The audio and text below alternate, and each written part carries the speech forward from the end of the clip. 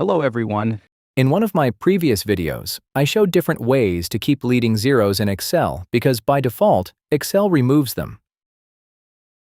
Those methods still work, but there's now a much easier option if your version of Excel supports it.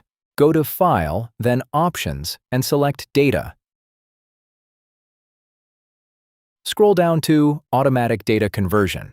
Here, uncheck Remove Leading Zeros and Convert to a number. Now, when you enter a number with leading zeros, Excel keeps them automatically.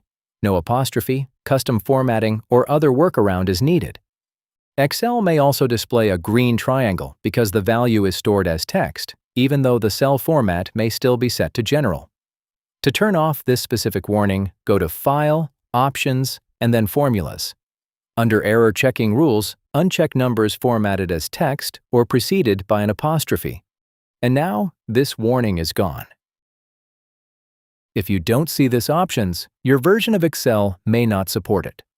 This option is available in Excel for Microsoft 365 and Excel 2024 on both Windows and Mac.